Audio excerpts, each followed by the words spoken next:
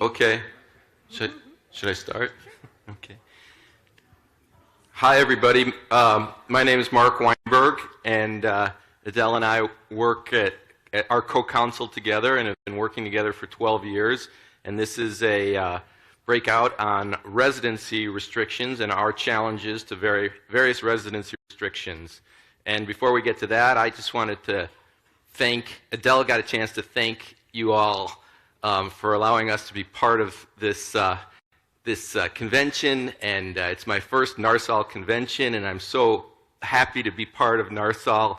When we started working together 12 years ago or so on this work, it was largely about, our commitment to constitutional rights and our ability to use our professional training to bring about, winning lawsuits. But over the last decade or so, it's become much more meaningful to us because now we realize we are part of a larger struggle, and that this is about real people's lives and families' lives. And I was always sort of a guerrilla, advocate, always on my own. But now I'm happy to say, and it's very meaningful to me, that I can say that I'm in solidarity with everybody here. And I want to thank you all for allowing that to happen. So thanks. Okay.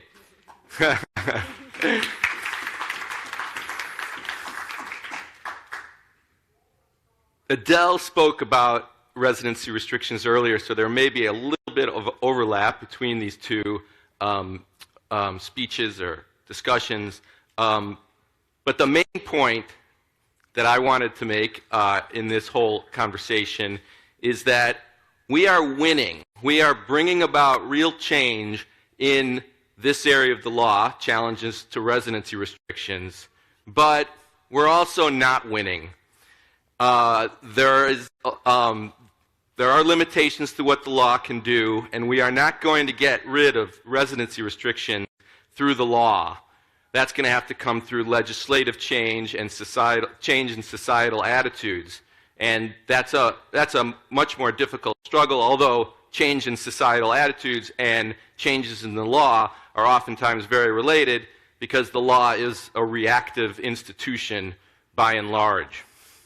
Nevertheless, Adele is going to talk about all the reasons for hope, and I'm going to talk about the reasons that maybe we should be a little skeptical of great changes in the law. Take it away, Adele.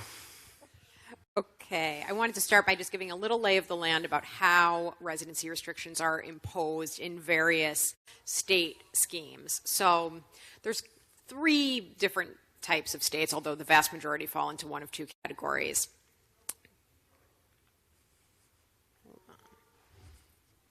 Okay, so there's certain states that have a top-down system of residency restrictions, meaning that they're imposed on a state level, and local municipal governments can't impose their own individual residency restrictions. So this is how it's structured in Illinois, for example. We have a uniform state law that dictates where folks with particular convictions are permitted to live.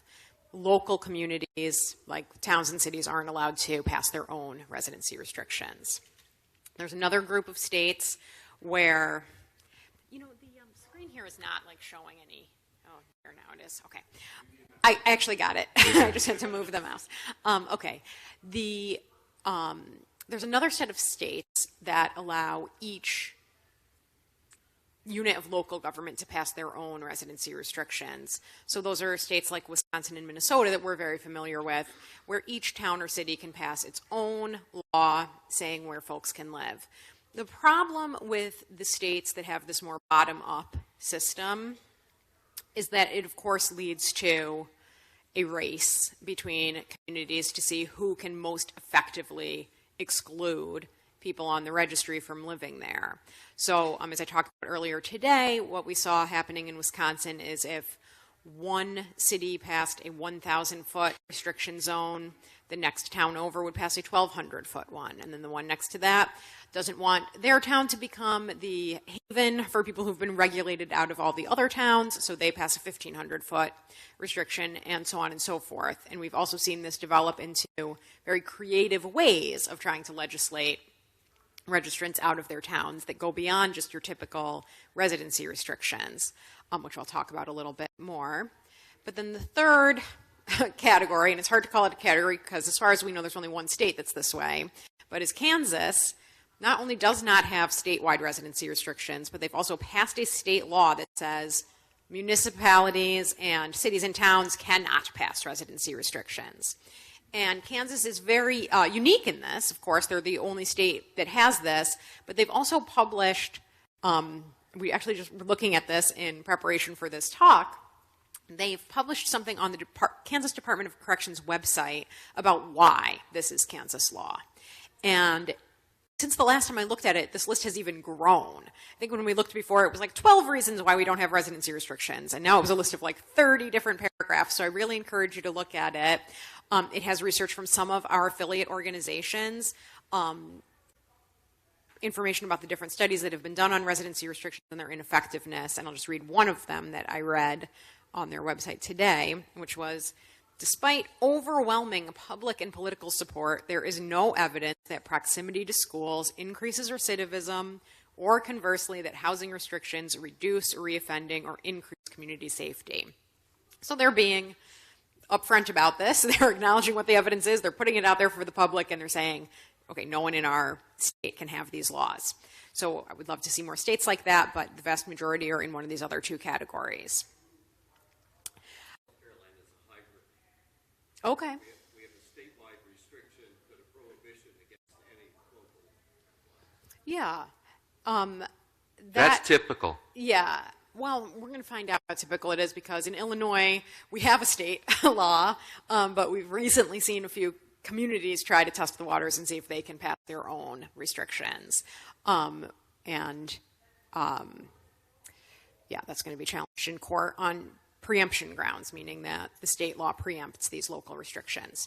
Okay, I talked about a few of these cases this morning, but I wanted to give you a little bit of information about residency restrictions cases that we've successfully litigated.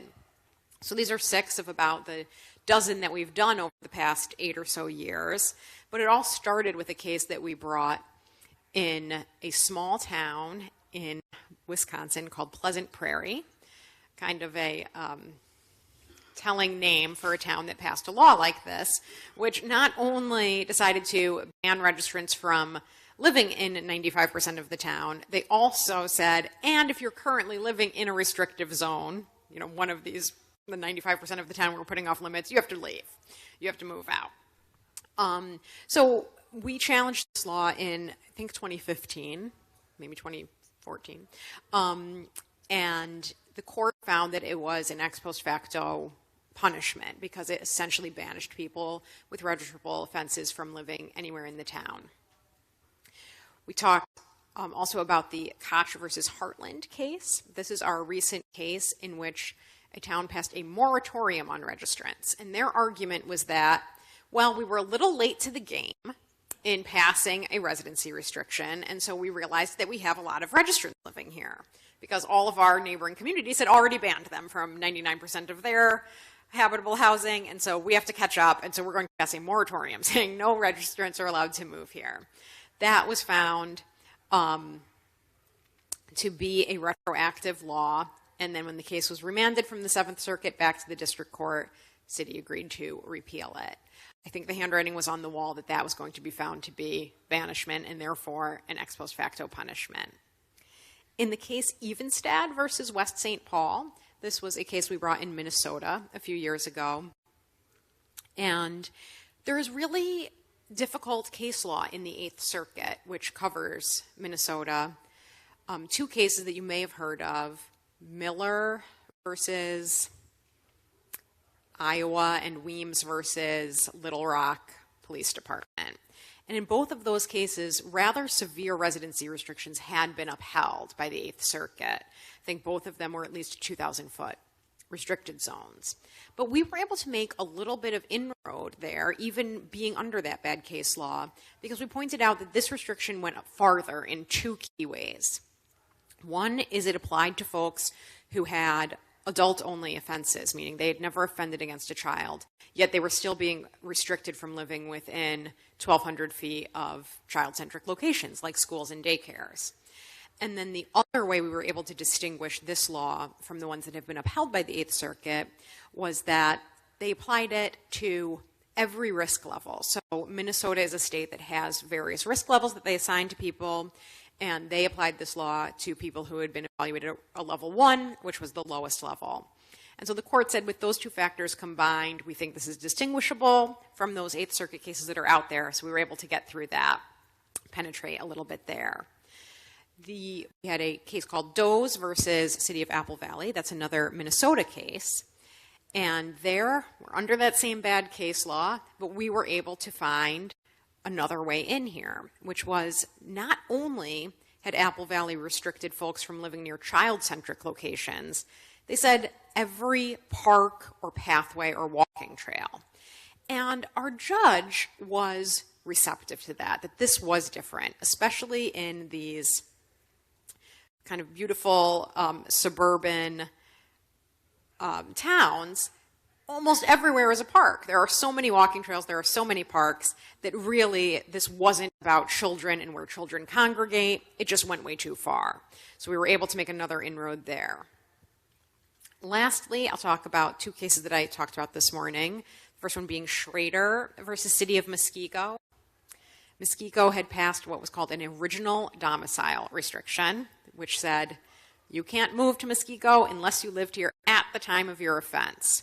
And they wanted to apply that forever. Their logic was, if you have ties to our community, you are less likely to commit an offense here for a couple of reasons. One, you would have theoretically more social support, even if that wasn't true at all, which it wasn't for our client. His social supports were in Muskego, but he couldn't live there because of this law.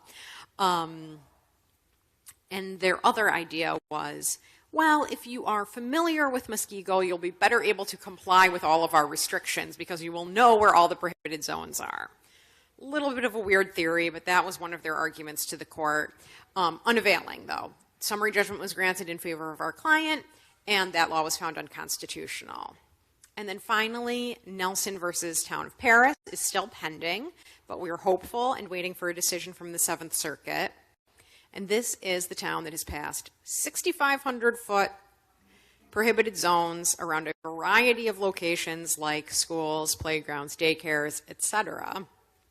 And 6,500-foot floating exclusion zones around each registrant.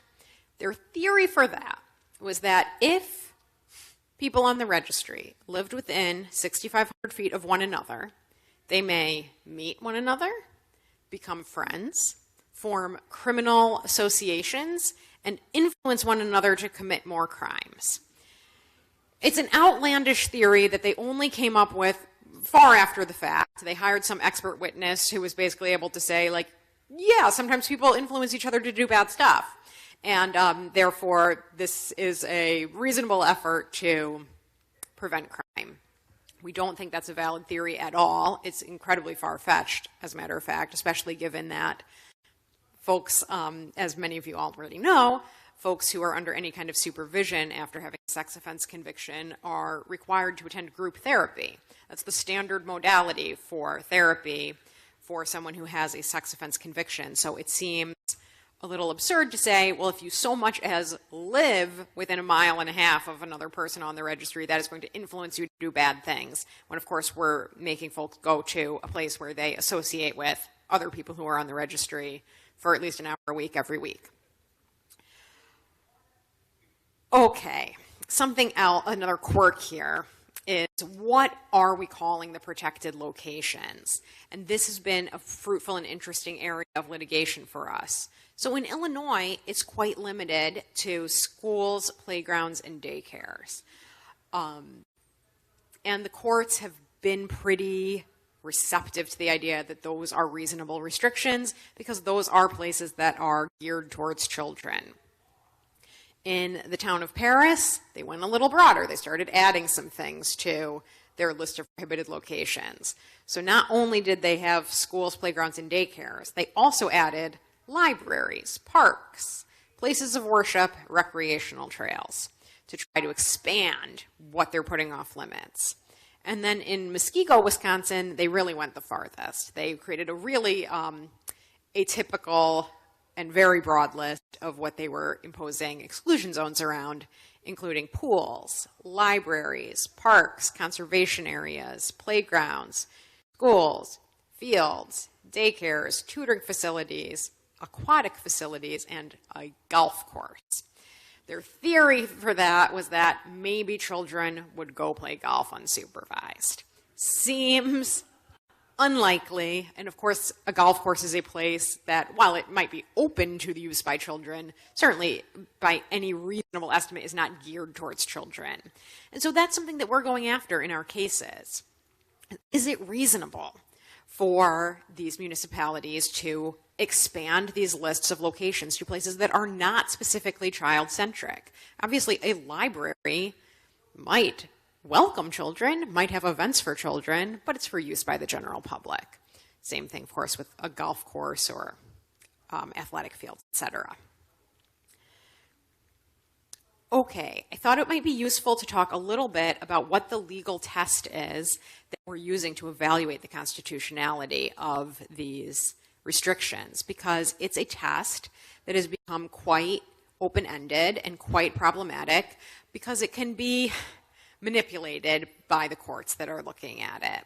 So this is a test that was used by the U.S. Supreme Court in the Smith case, Smith v. Doe, to uphold registries. And this is the test. It's a I don't even really want to call it a test because it's 5 factors that the courts can consider to decide whether something should be considered punitive.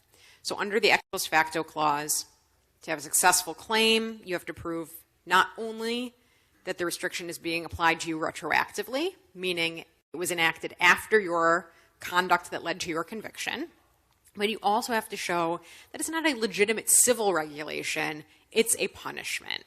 And so there are 5 criteria that the courts can take into account to decide whether something constitutes an impermissible retroactive punishment. The first is whether the regulation imposes what has been regarded in our history and traditions as punishment. And that under that factor, you often see us arguing, well, banishment was an ancient form of punishment where you would be expelled from the community and not allowed to return. So you often see in these cases that's an argument that we're making, is that this is akin to the traditional punishment of banishment from the community.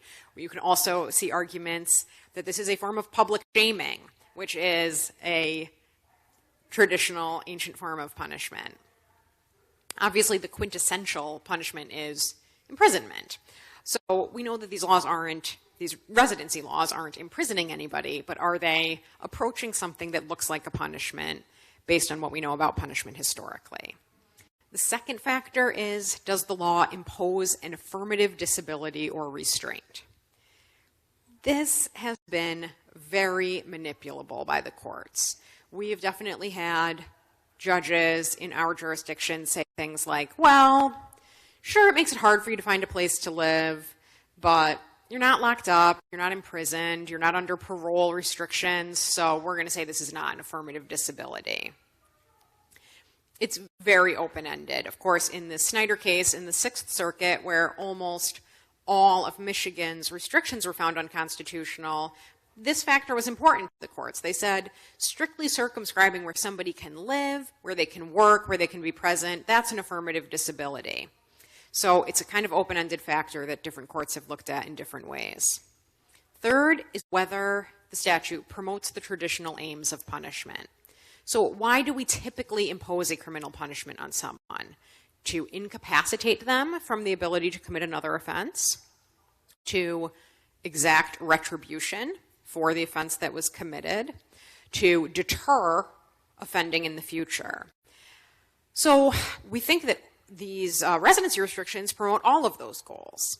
However, the courts have observed, yes, but so do a lot of legitimate civil regulations. They seek to incapacitate future commission of crimes or other civil goals. So that is often a factor that's not given that much weight in this analysis. And then the fourth factor asks whether the restriction has a rational connection to a non-punitive purpose. This is a low bar. If the state or city defending the regulation can point to some kind of theoretical reason for this law that is something beyond, well, because we hate people on the registry and want to hurt them, then they're probably going to get over that fourth factor. But then the most important one becomes, okay, assuming you've articulated some rational reason for, some rational non-punitive reason for this enactment, is the enactment excessive with regard to that purpose? So if your purpose is, we want to keep people who have been convicted of offenses against children from living in close proximity to places where children congregate, do you need a 6,500-foot restriction zone to do that? Do you need floating 6,500-foot restriction zones around each registrant to do that? Do you need restrictions around golf courses to do that? So we think the key is going to be whether these restrictions are excessive with respect to their non-punitive purposes. The Seventh Circuit so far hasn't taken that seriously, that fifth factor. And many courts kind of look at the fourth and fifth factors together and basically say, well, as long as you've come up with some kind of justification other than we want to punish these people, they're going to let it go. But we are hopeful, and we spent a lot of time in our briefing on the Nelson case, explaining to the court that it's really important to look at both of these factors separately, and that excessiveness is oftentimes the last and most important check against these legislative overreach, where really legitimate civil regulation is being used as a mask for what is really nakedly an attempt to punish people that we do not like and we would like to see removed from our society. So I think I'm going to turn it over to you, Mark. Okay. So that was some of our successes. 6 of the 12 cases that we've brought. Have we ever, and well, we lost one residency restriction, which was the Vasquez case, which challenged Illinois' 500-foot restrictions around a park, a school, or a daycare. And in that case, the court basically held that the residency restrictions were valid because they were comparable to, do we have the quote? Yeah. They were comparable to registration requirements. The court basically dismissed the severity of these residency restrictions, at least as to 500 feet. To state what's been stated before, we have a case now pending at the Seventh Circuit Court of Appeals regarding the 6,500-foot restrictions that are imposed by the town of Paris. And we want the court to distinguish between the 500-foot restriction that they upheld in Vasquez as compared to the 6,500-foot restriction that's being challenged in the town of Nelson. Adele argued, it's a town of Paris, sorry. Nelson is the plaintiff in that case. In any case, we're hopeful that the Seventh Circuit will see that there's a difference between the two. But what's clear is, and I'm the bad news here, is that the Seventh Circuit is not going to undo its decision in Vasquez as concerns the 500-foot restrictions that have been upheld in Illinois. Now, the Supreme Court of the United States has never heard a residency restriction challenge. They've heard a registration challenge. That's the famous case from 2003, Smith v. Alaska, Smith v. Doe, regarding the Alaska registration scheme, and they upheld that registration scheme. And based on that, numerous courts, lower courts, have upheld residency restrictions, saying they're comparable to registration schemes. And that's what the court in Vasquez said. The Illinois residency statute is similar enough to the sex offender registration statutes at issue in Smith and Leach that it's safe to apply those holdings and reject the plaintiff's challenge without further ado. Okay, so this is like a real slap in the face, that without further ado. Like, this court gave no serious consideration to the harms that are caused by residency restrictions, dismissing it without further ado. that was Judge Sykes who wrote that opinion, and unfortunately Judge Sykes is also on our panel in the Paris case. But we have two other judges who seemed much more sympathetic to our claims, and we're hopeful, at the very least, we think that Judge Sykes is going to write a vehement dissent, and we hope that we get a majority opinion by the two other judges. But with that, it's very possible that if we win, that the other side will appeal to the United States Supreme Court, which will then give the United States Supreme Court the opportunity for the first time to hear a residency restriction case and rule on their validity. That's possible, maybe a good thing for the cause. But what I want to say is that residency restrictions are here to stay until the Supreme Court rules otherwise, and getting to the Supreme Court is a long shot. And so, the truth of the matter is that for all of our victories, we're just working around the edges right now, challenging, the harshest of restrictions. And really, practically speaking, the only restrictions that have been deemed to be unconstitutional are ones that involve total prohibitions. So we won in, is that right? Or, They've come close to that. yeah, so the one we won in Heartland was a moratorium on any people that have been persons that have been convicted of sex offenses from moving into the city until the population percentages reached the levels surrounding communities. And the other restriction that we won from the district court was what's called the original domicile provision, which says nobody can live in the town of Muskego unless they committed their offense at the time. When they committed the offense, they lived in the town while they committed their offense. So again, a total prohibition on anybody but people from the town of Muskego. Go ahead. We were also able to win where it was undisputed that 95% of the town was off limits. So something a tiny bit short of total banishment in the Pleasant Prairie case. Yeah. But it was undisputed that it was 95% of the residential properties of the town. So which just means that these 500-foot, and the 2,000-foot restrictions that have been upheld in the Eighth Circuit cases that Adele mentioned, Weems and what's another? Miller. Those are alive and well, and we have to live with them right now. So the question is, one question is there any prospect at all of trying to get rid of, finding these residency restrictions unconstitutional as a whole? Like, what would have to happen in the law for residency restrictions to be declared to be unconstitutional? And the answer goes to, I want to make this clear because we're very excited about possibilities of the Seventh Circuit in the Paris case doing something big.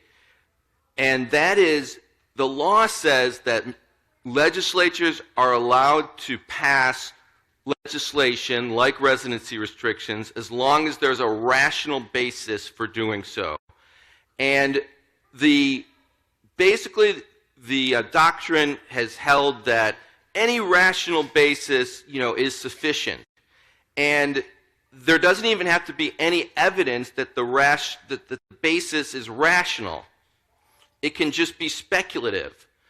But at our argument at the Seventh Circuit several months ago, one of the judges, Judge Rovner, asked Adele that question that she presented earlier today, which is, okay, we know under the rational basis that you don't have to have any evidence, the municipality doesn't have any evidence, but can they ignore evidence that exists that shows that their justifications are invalid? And that's a big open question in the law right now, how much evidence they can ignore. And in this particular context, residency restrictions, it's only after the last over the course of the last 20 years that we have come to understand that these residency restrictions don't have any validity. There is no study anywhere that shows that they do anything to prevent recidivism. So, of course, we've presented that evidence to the court, and Judge Rovner, I think, wants to say, for the first time, really, that in the face of contrary evidence, a municipality cannot ignore it, and thus these restrictions become irrational and violate the rational basis test, which would then hopefully have some impact on the validity of all residency restrictions anywhere. So certainly, if the Seventh Circuit does something big like this, it's going to be appealed to the United States Supreme Court, because that would really, be a huge deal in this area of the law. Okay, but in another sense, I want to say we're in the first and second innings of this area of litigation, and there's just so many open questions regarding residency restrictions, one of which is the distance that municipalities can pass. We're saying the 6,500 feet is irrational and excessive, but 500 feet, the courts have said, is okay. Well, where in between does it become irrational? Other courts have said 2,000 feet is okay. So is 2,500 feet, is 3,000, is 4,000, and 5,000? Well, the Seventh Circuit Court of Appeals, when they come out with their opinion, is going to give us some big guidance in this area. The next area that we haven't challenged yet is the list of prohibited locations. They're just becoming greater and greater. In Illinois, they're limited to parks, daycares, and schools. But these Wisconsin towns and elsewhere are expanding them to, ever more. And so we want to challenge, some of these, because the logic of some of them basically would lead to any location from being deemed a prohibited location if a municipality or state wanted to do so. For example, a golf course. A golf course, of course, there's minors that sometimes play golf alone, and that was the justification by the city. But minors go to almost any venue alone at some point. Movie theaters, grocery stores, department stores, any types of fast food restaurants. There's minors alone, and would that then justify creating a prohibited location, meaning a 6,000-foot zone around those locations so that nobody could ever live there? Well, that's still an open question, where these prohibited locations become irrational. The original domicile provision. We won our lawsuit claiming that this original domicile provision was unconstitutional. But the one that we won was a lifetime prohibition on people ever living in a town. Would an original domicile provision that said, you can't live in our town for at least 10 years after you committed your offense, unless you lived here, be constitutionally permissible? So these are all open questions about the durations of these prohibitions, too. And finally, it's a huge, all of this comes under the umbrella of the question of what is excessive under the Mendoza factors, and that's still undecided. So, welcome to Adele and Maya's life. This is what we do. We brief these issues of what is punitive in this area of the law, and we're working it out. We're all working it out. The law's working it out. We're all in this game together, and so the Seventh Circuit case is going to tell us a lot, and we're hopeful, and we'll report back as soon as we hear. There's a bunch of other questions. We want to hear your guys' questions. Some of the questions I'll just throw out that, I think are interesting that Adele and I still try to work out is, how much does the particular plaintiff matter that we have? Is a sympathetic plaintiff, really important, or does it not matter because this case is all these cases are much larger than any individual? They affect whole populations of people. Does the judge matter? Of course the judge matters. There's a cliche in the law that the most important thing that happens in any lawsuit is the judge you get. But from our experience, it seems like there's no correlation between a Democratic judge and a Republican judge. If anything, I think we found that the Republican judges are more sympathetic to us in this area of litigation. Third, another question is, I think interesting aspect of this litigation is damages. So we've won several of the cases, but I want to say that none of our plaintiffs who've been prohibited from living in these communities have ever gotten more than $5,000 in damages, and most of them get about $2,000 in damages. And the question is why? And the answer is that Adele and I, along with our plaintiffs, are reluctant to take these things to trial because we don't think a jury is going to be particularly sympathetic to, a person who's convicted of sex offense from being banished from a particular community. So we haven't challenged that theory yet. We've decided, it's just easier because most of these people just want to be able to live in their communities. It's not really about the money. But it is an interesting question about, the sympathies of a jury for this population, and it becomes a factor in our decisions. Anyway, that's all I got. That's it. Yeah, I guess, one other thing that occurs to me as we talk through all of this is that something we have to think about and grapple with as we do this work is the larger goal. And I think everyone who comes to this conference agrees that the larger goal of our movement is the abolition of these harmful policies, of registries, of residency restrictions, of all of these lifelong post-conviction punishments that we apply to people who have these types of convictions. And so oftentimes we are trying to strike a balance between, can we reduce harm? Can we make this a little better? And the question of whether those cases end up reinforcing the underlying logic of this system. Because a court might say something like, well, 6,500 feet goes too far, but that, of course, leaves in place all of the underlying logic that said, well, there's a good reason for 500-foot restriction that keeps people from living in close proximity to places that cater to children. And so I think that's always a tension in this work, in this advocacy, and I don't think that's just in the law. I think that's in legislative advocacy, too. When we go and talk to our lawmakers, is what we're doing moving us towards that ultimate goal, while also being cognizant of the fact that in the short term, we need to reduce harm. We need to make these restrictions less when we can. Okay. If you're going to have a question, you need to go to one of the microphones, please, because the stream people can't hear. Okay.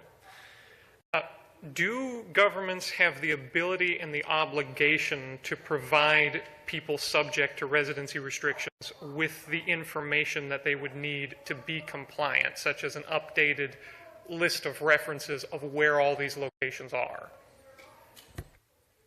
That's such a good question. And of course, by any logical standpoint, obviously they should tell you where you can live and where you can't live. What we've seen in Wisconsin, where each town passes its own law, vast majority of them do publish a map and put it on their website that shows the restricted zones and shows where the protected locations are. In Illinois, you are at the mercy of your local law enforcement authority because each city is in charge of its own mapping and registration. So while it's a state system, each city kind of tells you where you can and can't live under that system. And hopefully you talk to a helpful person who will tell you why something is restricted or why it's not. But sometimes you don't. So do they have an obligation? I guess on some level, you have a defense to being prosecuted if they made it impossible for you to comply or you had no knowledge that you were violating it. But they don't always do that. I would add that it's worse than you would imagine. We get people who say, oh, I was told that I can't live in a particular place in Chicago because there's a daycare within 500 feet. But the local police won't tell you where that daycare is located, the address. And so, you're kind of at the mercy of their information, and I'm not sure it's always accurate. And then there's another question that is peripheral, adjacent to it, which is, is a daycare that's actually not operating a daycare that is prohibited. So somebody can have a license, but they're not actually, don't have any kids. And what's the answer? Well, we had this situation come up very recently. So I talked this morning about the work we've done on behalf of people who weren't being released from the Department of Corrections when their time was over. And in connection with complying with the injunction entered in that case, the Department of Corrections has had to create some transitional housing. And one of those housing providers was told a couple months ago that, oh, actually everybody has to move out of this transitional home because there is a daycare nearby. But of course, this housing provider was not going to take that sitting down. And so he did some research and he found out what the address was. He went there, knocked on the door in the building. It's like, hey, anybody taking care of kids here? Because is this a daycare? You know, this looks like just like a little one-bedroom apartment to me. All the neighbors said no. And so he went back to the police department and says, hey, like maybe this person has a license, but they're not operating a daycare there. And the Chicago police said, okay, you can stay. Is that universally done that way? I don't know. But at least in that situation, a little bit of reason was brought to bear. But of course, it took hours of work and investigation to show there wasn't actually an operational daycare there. From the stream, what civil restrictions are cited by the courts or the state as non-punitive? That is, what non-registrant civil restrictions do they cite? So the courts, the courts often refer back to occupational disbarment kinds of statutes. Like, so for example, if you have certain types of convictions, you can't have certain types of jobs. And those statutes do exist. They've been, you know, for things other than sexual offenses. You know, for example, if you have certain financial crimes or fraud or passing bad checks or something, you can't work in certain regulated industries. And the courts have found those restrictions to be legitimate civil regulations that are non-punitive. And so those have been upheld under the ex post facto clause, and the courts kind of try to analogize some of the restrictions that we challenge to those types of regulations. That's the one example I can think of. I don't have anything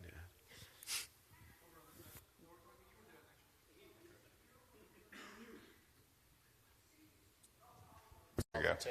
First, thank you as a lawyer for all that you do, Mark and Adele. Thank you. It's amazingly hard work. What you mentioned about daycares, and it brought up an interesting situation. I had a client that got released from federal prison on a child pornography offense. He wanted to move where nobody knew his name, so he picked a county in the panhandle of Florida that is extremely remote. Thought everything was good, so he checked with his supervised release officer who did have software, put it into the software, the address was fine, he bought the house, went to register, and the sheriff's department said, no, you can't live here. And the reason you can't live here is, at least with libraries, you know where they are, playgrounds, you know where they are. It was because of a bus stop. Well, municipal bus stops are posted. This is a bus stop. School bus stops are not posted. So I sent an investigator out, and as it turned out, everybody there is in their 70s and 80s. There are no children there, and they followed bus stops and followed the buses, and no bus came close to where the guy lived. Turns out, the property next to where the man was wanting to live is owned by the sheriff. And so we sent a letter to the sheriff basically saying, how would this person know that he's purchasing an area, a house that's in a restricted zone, if you claim, and by the way, they would never tell him where the bus stop was. If you put up something like a bus stop that's a roving location and then say, no, there's a bus stop there, you can't live there, isn't there a basic due process notice requirement before you can exclude somebody like that? Yeah. I mean, certainly before you can prosecute somebody for violating it, right? It seems like you have to at least know that that location is there before somebody can say you violated the law. That seems like a good work. But that does raise a question, because Adele and I get, you know, these individual stories all the time, bureaucratic, you know, problems, and often, we want to do systemic challenges that affect the most people. And so oftentimes we have to tell people we can't help them. I mean, a case like that is very complicated if it was brought in court, and it would just take up too much time, and it's, circumstances are so limited that it wouldn't be worth, I don't think, to bring it, for the larger cause.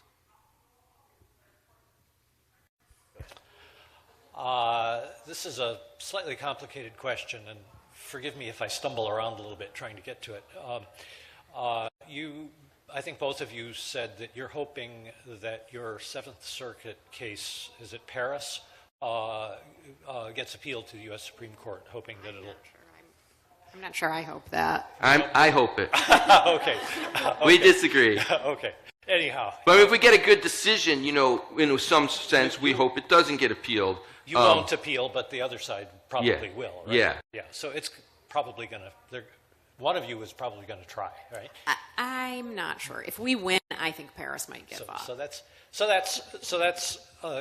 kind of tangential.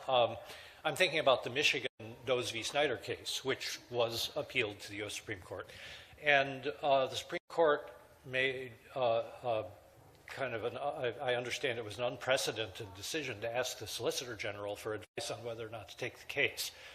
And the Solicitor General said, don't take the case because even though people are claiming that there's a circuit split, there really isn't, because all the state laws are different.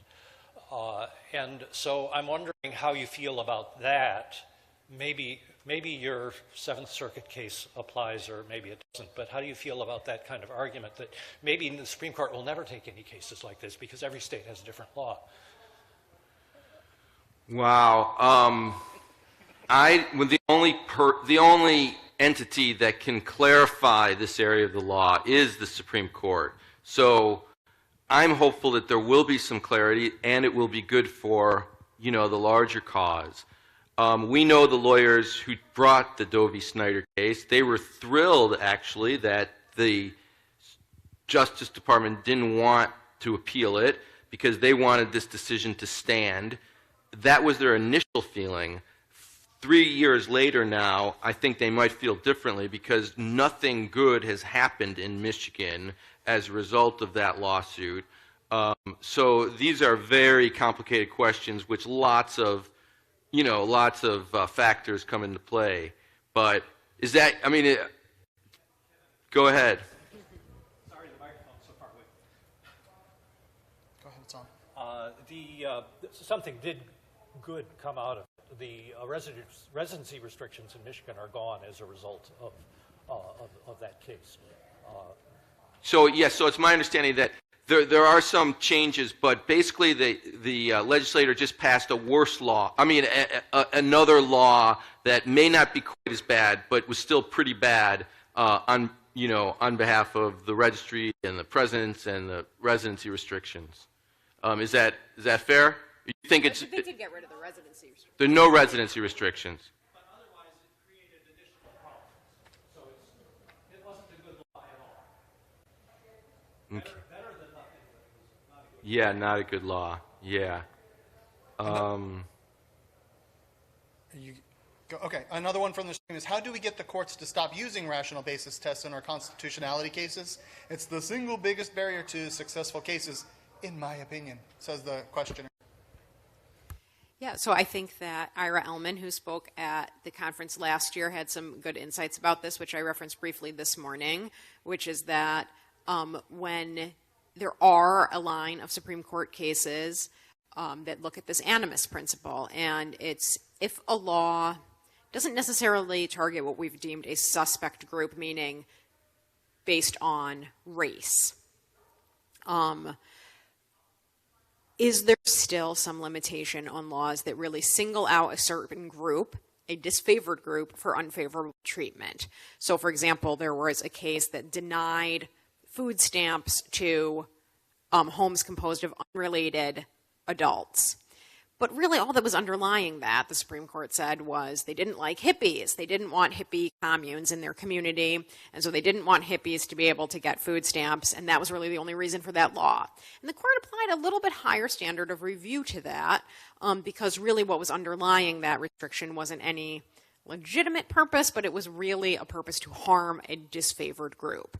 And so Ira's theory is that these animus cases are a really good fit for the work that we're doing, because underlying these cases, these are not just generally applicable laws that apply to everybody in a society. They're laws that single out a certain disfavored group and make their life harder. And so when a law does that, the argument is it should be subject to a little bit higher standard of review, something more than rational basis. I also want to say that while the courts are generally looking at something like rationality for these restrictions, that's not every case. Each legal theory that we might bring has a little bit of a different standard. So ex post facto, I think, has the capacity to be more than just rationality. If the courts take seriously that fifth factor under the Mendoza-Martinez test, which is this excessive with regard to its non-punitive purpose, that's going to take it out of the realm of just pure rationality. So if the courts take seriously the last factor, they really take that into account and they look at whether it's excessive, then we're getting a little bit better review than just pure rational basis. This kind of goes back to the daycare question in a way. Let's say a school goes through and purchases a whole bunch of land saying, hey, in the next 10 to 15 years, we want to build a school here, but there's nothing there right now. How would you go about planning, if you were a registrant looking for a place to live, how would you approach that probably? Whoa. Yeah, that's a tough one because just to explain, the law, they would restrict based on the property line of the school. So if the school was just, in far left, field somewhere, but the property line went 5 miles, away, then anybody who lived within the distance of that property line would be prohibited from living there. I think, I don't have a good answer. What we have to do is change these laws because horrible things like that result. And I guess I want to say the one possible saving grace for the scenario that you mentioned is that Illinois is a little bit of an outlier in terms of not grandfathering in existing residences. So if you have established a residence, in most states, most civilized parts of the world, let you at least stay where you are. And somebody else can't kick you out by doing something you have no control over. So my hope would be in that situation is if the established residence was lawful when established, it doesn't then matter that the school buys up more property to use later because you've already established yourself there.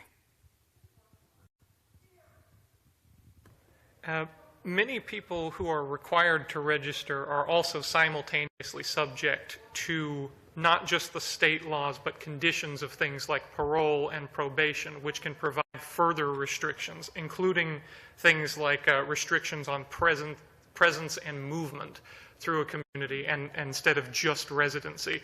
And is there any ongoing litigation you're aware of, or do you have any general thoughts on that?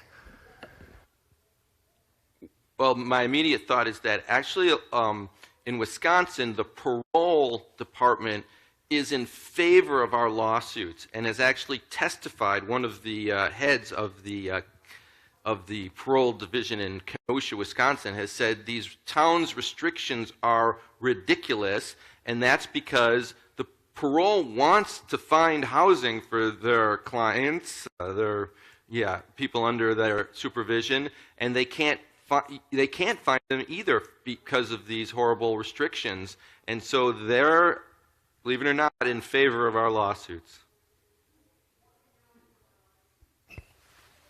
So kind of on the floating exclusion zone thing, in Indiana, in addition to the parks, daycare, whatever, the law also reads that you can't live within 1,000 or within a mile of your victim. And they won't tell you where your victim was, of course. So I just wondered if you had any thoughts on if that's challengeable, and if so, how you would go about doing so. So I don't recall who I was talking to yesterday who had such good insights about this. Was that you, Richard?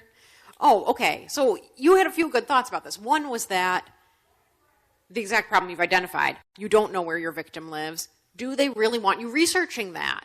Do they want to create a situation where you, to comply with the law, have to start researching the location of your victim and keeping track of it for the rest of your life so you don't violate this law? It seems to me to be the kind of thing that really should be subject to legislative change because of all of the problems that it gives rise to. Richard, you maybe have something else to add.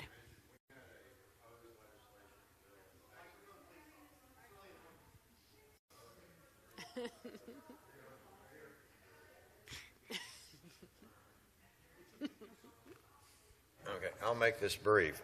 We had a bill in this last session of the Texas legislature that Texas Voices opposed and successfully defeated. It got through the House, it got through a Senate committee, and myself and some other people testified against it in the Senate committee. And I can speak to you one-on-one and tell you more details about it, but basically the problem is number one, in order for someone, a registrant, to know where he can't live, they'd have to have a registry for the victims and require them to go update their registration whenever they move and go in once or more times a year to register that information. And then on top of that, the registering authority would have to tell the victims that the reason why we're making you do that is so your offender will know exactly where you live every 24 hours. And so what Texas did was they amended one of the problems, this problem, they amended to say the registrant would have to knowingly and intentionally go within this 2,500 feet, in this case, of his victims. But then you got a whole nother problem is, as we all know, we have some registrants who end up marrying their victims and 20 years later have family and kids in college and that sort of thing. And so that obviously would be a problem if they couldn't come within, although some spouses prefer not to be within 2,500 feet of each other. That would be a problem. And then on top of that, we have the restorative justice issue where some victims choose to heal themselves by overlooking, to have Uncle Joe come for Christmas dinner on Christmas Eve, even though he might have been their offender. And they can get on with their lives through that restorative justice principles, and by having statutes like this, it deprives the victims of their ability to do that. So that's pretty much all I have to say about it. We know that there are some states, I think we looked at Arizona has it, and I'm not sure what state you're from. Yeah, Indiana. There's a few states, and this may be something that's kind of a trend that we need to be prepared to deal with in the future in various states across the country. But if anybody else wants to talk about it, I'm available, okay? I'm sorry for interrupting. Oh, hello. I have two questions. First one, is there any value to use eminent domain to fight residency restrictions? For example, if Illinois says I can't live within 500 feet, I'm a new registrant to Illinois, I buy a house, and then I try to move there, but because of their law, they're taking that property from me where I can't use it anymore. Is there any way to fight it that way? Well, we tried using the takings argument, but it didn't go anywhere at the Seventh Circuit. But I think it was more successful in a Georgia case about 10 or so years ago. So it's a good theory in the right court.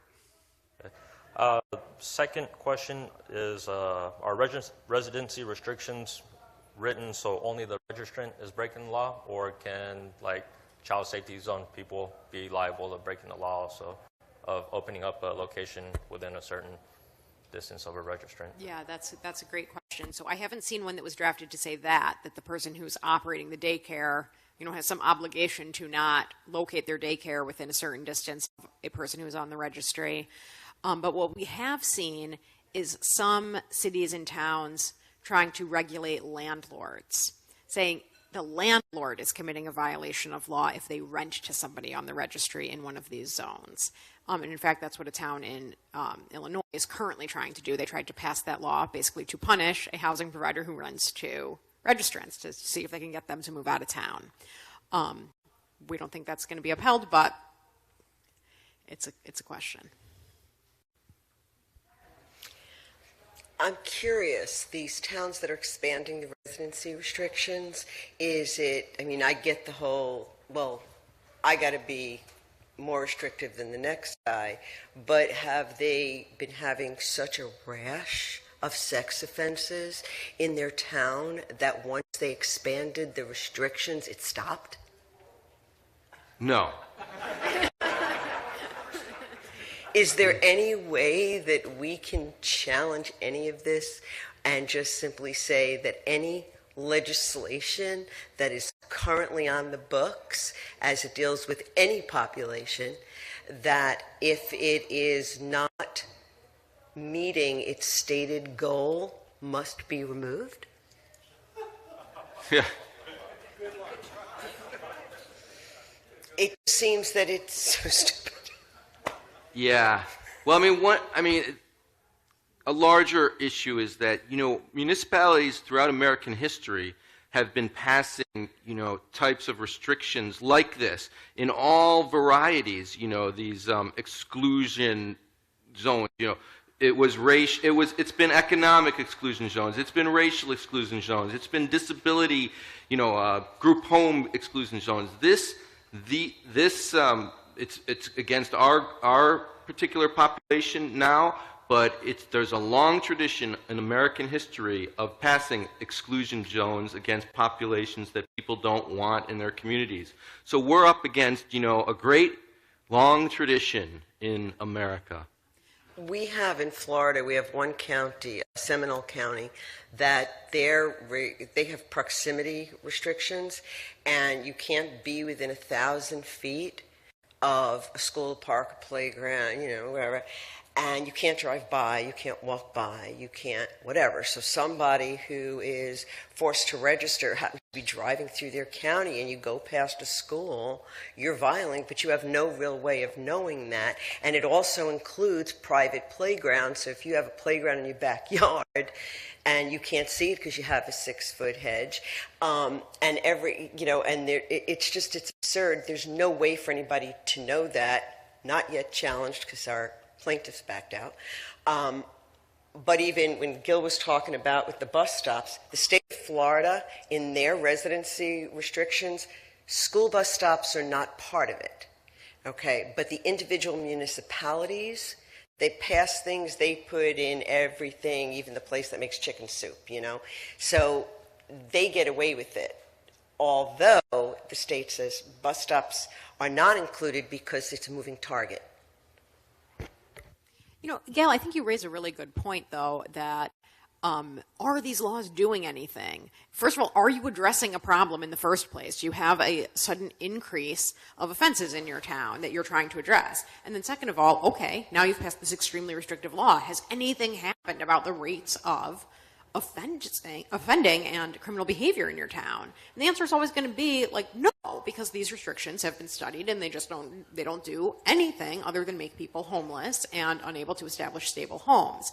So I do think that's another piece of evidence that needs to be, first of all, explored by the plaintiffs when they do these cases. That's a type of discovery we always issue. Okay, what was your rate of offending before you had this law? What is it now? Did it change at all? Are you tracking this? If not, why not? Don't you want laws that do something? And I think that's something that should be brought to the judge in these attacks on these residency restrictions. And there's no way to force any of these municipalities, government agencies, the legislature, whatever, to prove their stuff works. We're doing this because we know it works. The municipalities are passing this because there's political gain to pass these laws. They don't care that they don't work. They work to the extent that they want that it works for them politically. Somebody used the phrase pseudo-populism. These laws are a form of pseudo-populism, and I'll leave it at that. Yeah, I think that's it. Thank you, everybody. Yeah. All right, we did it.